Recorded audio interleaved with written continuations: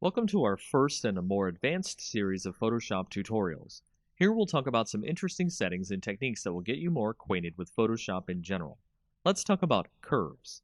Curves is a setting in Photoshop that allows you to get richer tones and colors in your pictures. To start, we've opened up our usual coffee image here, and we'll click on the Image drop-down, then Adjustments, then Curves. You can also hit Ctrl plus M at the same time.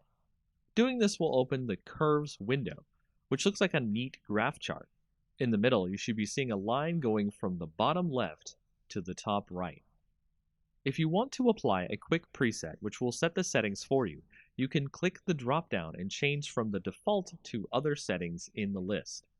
Setting the color preset to color negative changes some things here, which we'll explain. As you can see, the individual values on the chart have changed. The original black line is still the same, but each individual color has changed.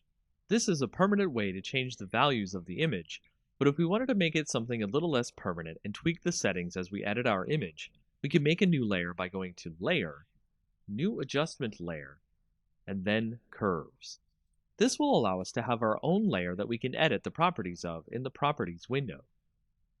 So over here in our Properties window, you can see that we can edit our curves just like the image edit we were doing before, but it is not permanent as we can hide or unhide the layer using the I button next to the layer.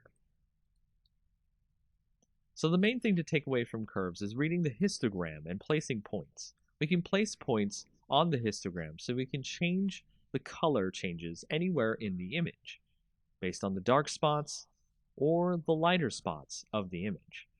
As you can see on our image, the shadows and highlights of our image aren't very great, so we can edit our colors without much interference. So if we put one point in the middle, one point on the end, and one point on the beginning, we can change the colors and alter them in subtle or more advanced ways.